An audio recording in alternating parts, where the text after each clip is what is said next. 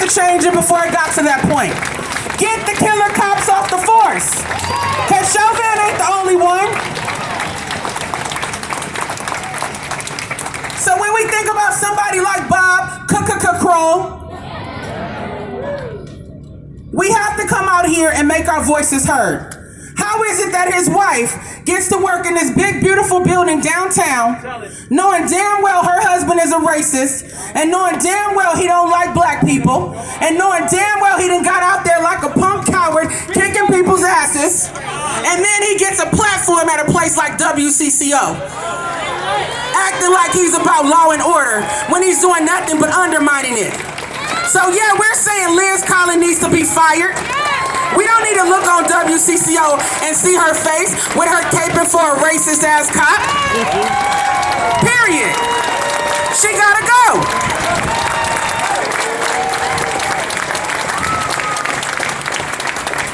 We're fed up with what they've been doing. They've been trying to hoodwink and bamboozle the public to make them hate black people and make them think that we deserve to die. And WCCO, as long as you have Liz Collins on the payroll, you are a part of the problem. And not only is your newsroom and your team of producers filled with white people, and like Raisha said, Becky's back there that don't know a damn thing about our community trying to report on it. Where are the black journalists, WCCO? Where are the black executive producers, WCCO? You need to get your shit together. And your parent company, CBS, because we hold you accountable too. If you're letting a local affiliate be in bed with a racist cop with 7 lawsuits filed against him, dozens of complaints for excessive force, kicking the hell out of a 15-year-old biracial boy, kicking out people's teeth, then CBS, you're part of the problem too.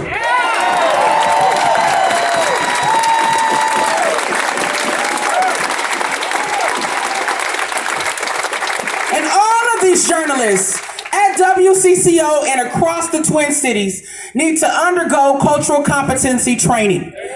Because when they call me for interviews and they asking dumbass questions, just like Jordana Green last week, one of the journalists from WCCO, acting biased in her questioning, trying to antagonize me, focusing on people burning buildings and looting. I'm like, why don't you focus on the real perpetrators of violence, the police that you're sitting here protecting, just like Bob Crow?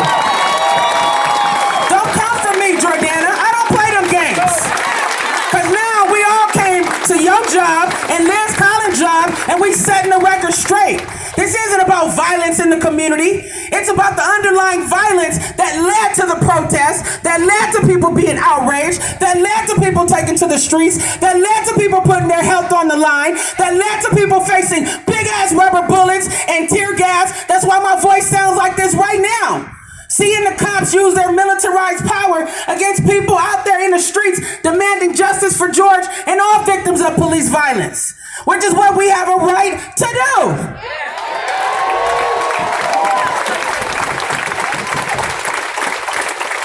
And instead of them changing their systems, putting systemic reforms on the table, changing their practices, changing the laws that allow police officers to kill with impunity, guess what good old Tim Walz did? He called in, who? The National Guard to try to control the people. So that shows you how hard the system is working to protect itself. They don't give a damn about the people. They give a damn about maintaining the status quo and keeping white folks happy, even though we are dying. It's unacceptable. We're just fed up with what's going on, and we want to see a change. And you know today, right, we got the news that finally all 4 of those coward police officers who killed George Floyd have finally been charged.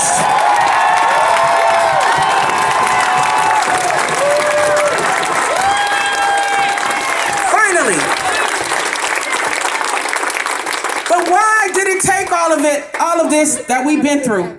Right, protesting every single day for them to do what they should have done immediately after seeing that video.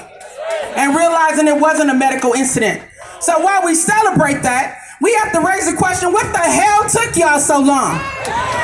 Seriously. We're not finna just be out here doing no diddy for no crumbs. We're expecting justice for George. We're expecting justice for all victims of police violence. And we know that the way the system is set up, that these cops can still be tried by an all-white jury, who can still believe these fake narratives like the ones WCCO pushes out, and who can still decide to acquit those killer cops, even with video evidence that they're guilty. So that means we have to continue to be vigilant. We can't rush just because they finally did what they were supposed to have been done. We gotta keep marching, keep demonstrating, keep speaking the truth, keep protesting, keep shutting shit down until this whole damn system changes. Because the whole damn system is guilty as hell.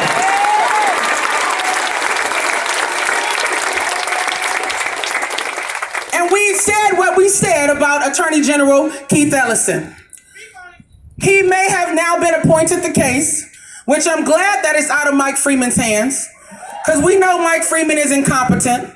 We know Mike Freeman is racist. We know Mike Freeman capes for killer cops. We know Mike Freeman is quick to put a brother in jail. Right? So no, Mike Freeman don't need to touch this case. But here's what they've been saying, that Mike Freeman and Keith Ellison are going to work collaboratively. How can evil work with something that claims to be good? It's not going to happen. So Mike Freeman needs to be immediately removed from this case, and anybody from his office, I don't care what experience they claim they were,